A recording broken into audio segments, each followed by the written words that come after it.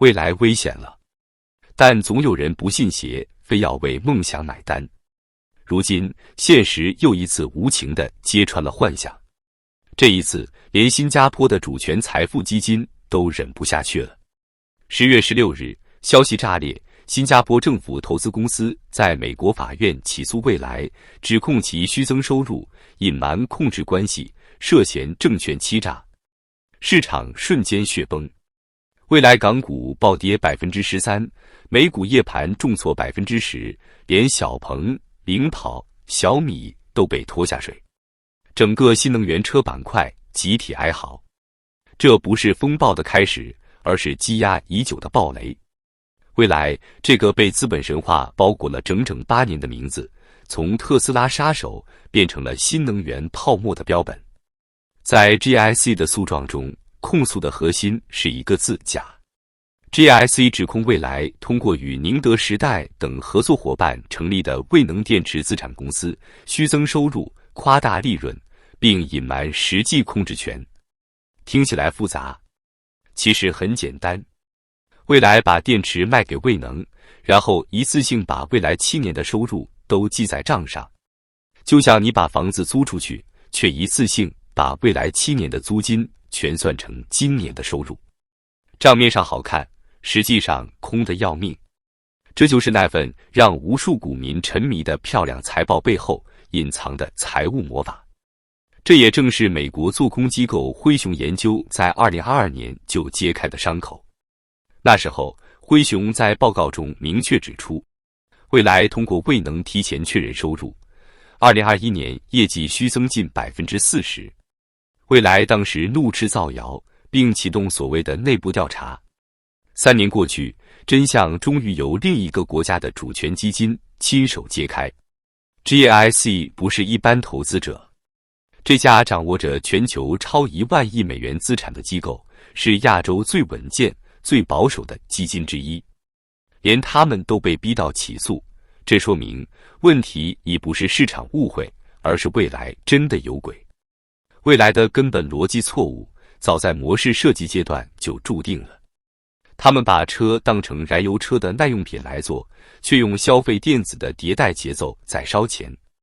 新能源车的生命周期不是5年、8年，而是像手机一样2年就淘汰。电池快速贬值，新车层出不穷，未来的换电模式就成了一场无法停止的资金黑洞。每一个换电站成本高达300万人民币，全国布点上千个，就意味着几百亿的重资产。如果销量稍有波动，现金流立刻崩。这不是商业创新，这是拿未来去赌当下的泡沫。根据财报，蔚来从2020年至2024年累计亏损已超过850亿元人民币，平均每卖出一辆车要亏超过10万元。而这背后的换电网络年年烧钱，月月亏损。在2024年年底，蔚来的现金储备仅剩390亿元，而2025年一季度的研发和基础设施投入就高达120亿元。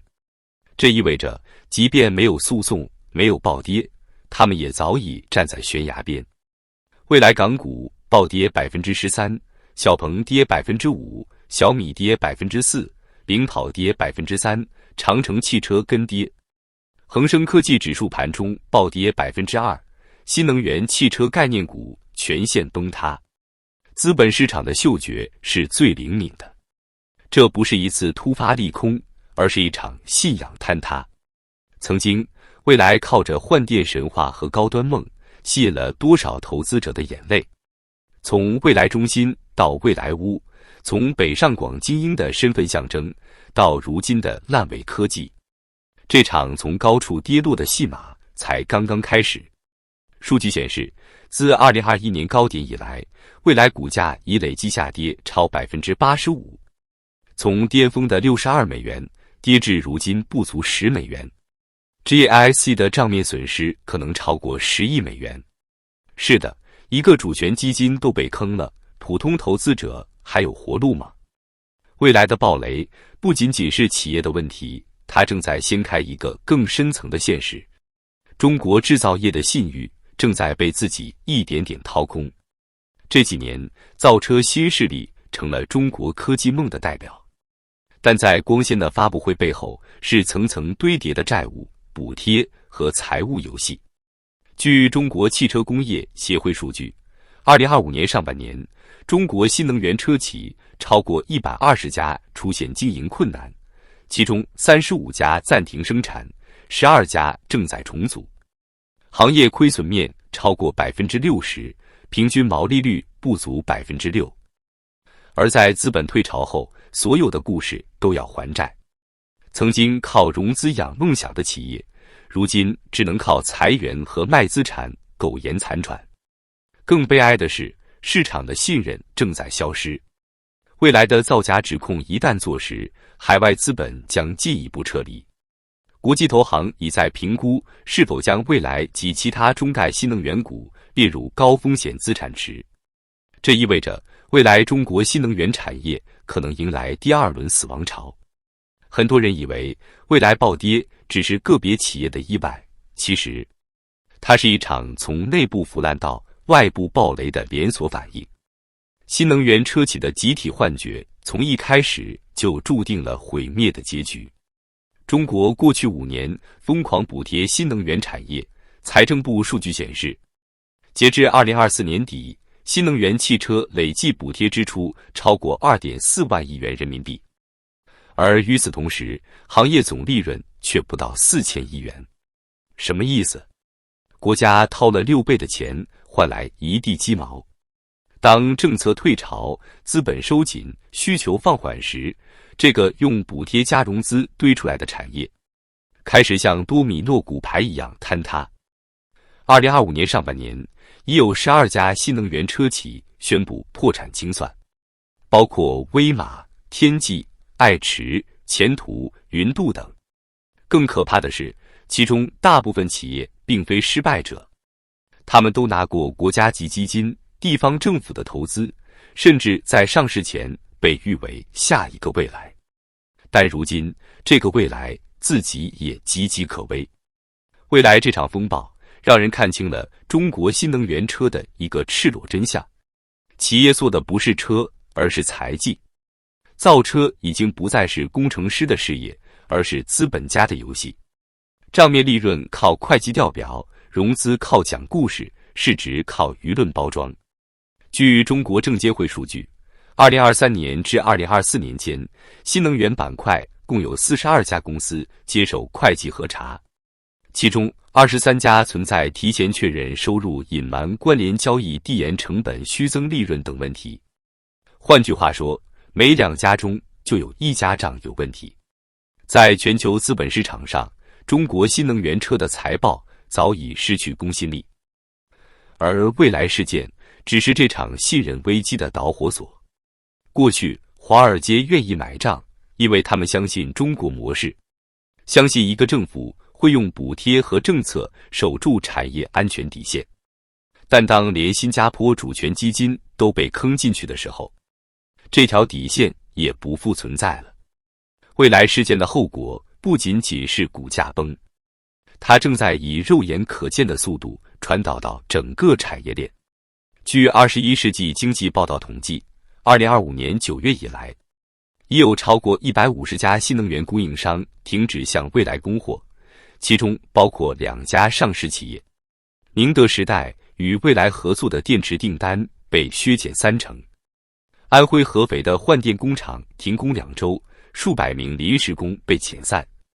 这不是个案，这是连锁反应。一旦信任消失，融资冻结，订单收缩，供应链断裂，将形成恶性循环。更严重的是，这种恐慌开始向整个中国制造业蔓延。